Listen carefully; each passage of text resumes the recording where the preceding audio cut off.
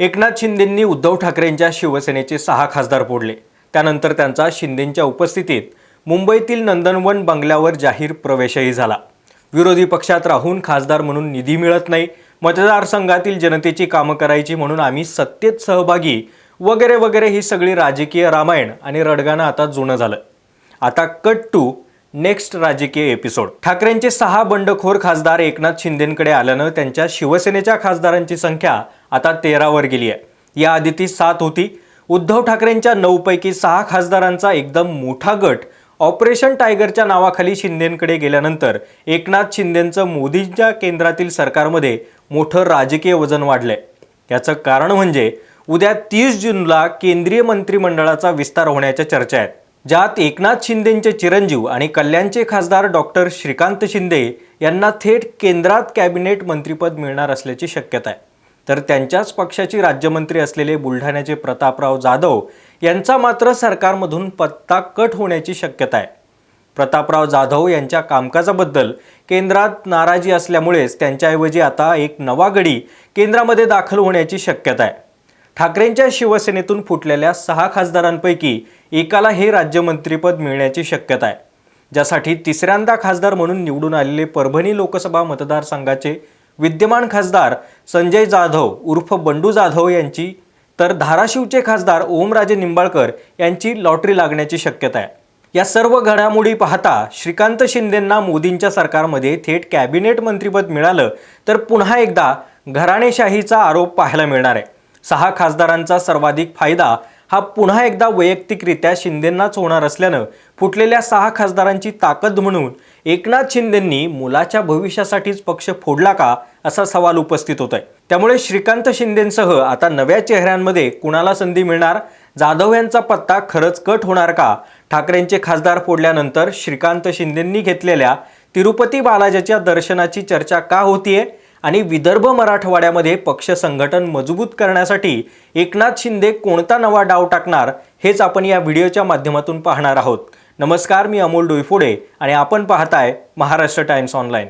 उद्धव ठाकरेंच्या 9 पैकी 6 खासदारांचा एकदम मोठा गट ऑपरेशन टायगरच्या नावाखाली शिंदेंकडे गेल्यानंतर एकनाथ शिंदेंचं मोदींच्या केंद्रातील सरकारमध्ये मोठं राजकीय वजन वाढलं। कारण या आधीचे मोदींना पाठिंबा देणाऱ्या वेगवेगळ्या पक्षांचे आणि स्थानिक मित्र पक्षांचे आपण आकडे बघितले तर शिंदेंच्या खासदारांचा आकडा 4थ्या स्थानी होता।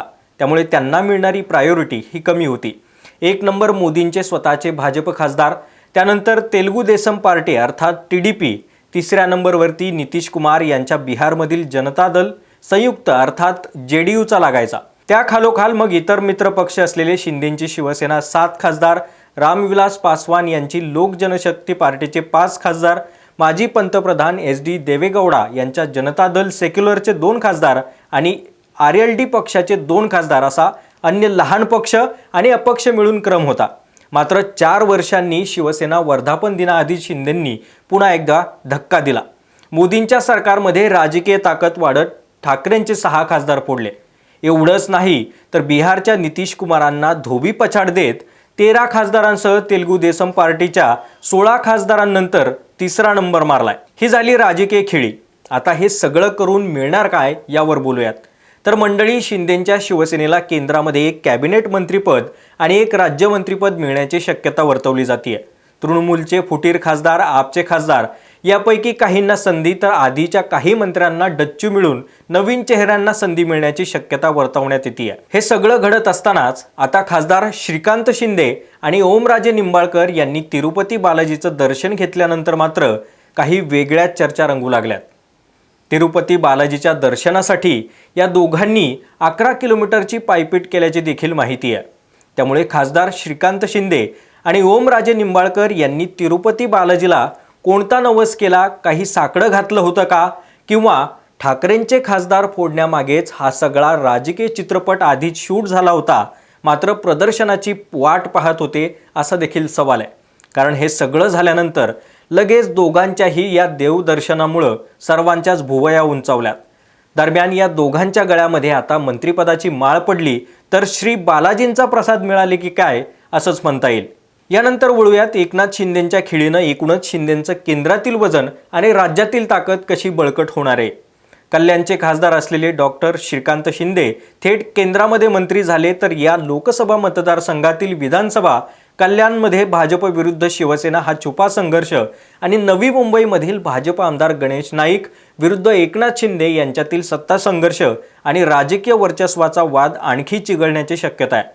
सध्या 6 विधानसभांपैकी शिंदेंचे 2 आमदार तर भाजपचे 3 आमदार आहेत।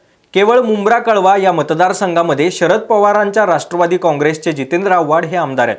मात्र कल्याण डोंबिवलीमध्ये पक्ष संघटना मजबूत करत असतानाच आता भाजपचे प्रदेशाध्यक्ष रवींद्र चव्हाण यांचंही श्रीकांत शिंदेंना कडवं आव्हान असणार आहे। दरम्यान 2022 मध्ये एकनाथ शिंदेंनी बंड केल्यानंतर श्रीकांत शिंदेंचं सर्व राजकारणच बदललं। पडद्यामागून सगळी सूत्र हलवण्याची जबाबदारी श्रीकांत शिंदे पार पाडू लागले आणि एकनाथ शिंदेंनंतर पक्षातील दुसरे हायकमांड म्हणून पक्ष नेतृत्व करू लागले। केवळ कल्याण मतदारसंघातील राजकारणापुरते मर्यादित न राहता श्रीकांत शिंदे थेट महाराष्ट्रभर ॲक्टिव्ह झाले आणि ठाकरेंची शिवसेना फुटत राहिली। मंत्रालयातील महत्त्वाची कामं, संसदेतील महत्त्व, एकनाथ शिंदेंनंतरची सर्व राजकीय खेळी, बैठका हे त्यांचं नेतृत्व मोठं होत असल्याचं दाखवून देत आहे। सध्या प्रतापराव जाधव यांच्या कामकाजाबद्दल केंद्रामध्ये प्रचंड नाराजी असल्याचं सांगण्यात येत आहे। असं असतानाच मंत्रिपद शिवसेनेतून थेट आता विदर्भ आणि मराठवाड्यात जाण्याची शक्यता आहे।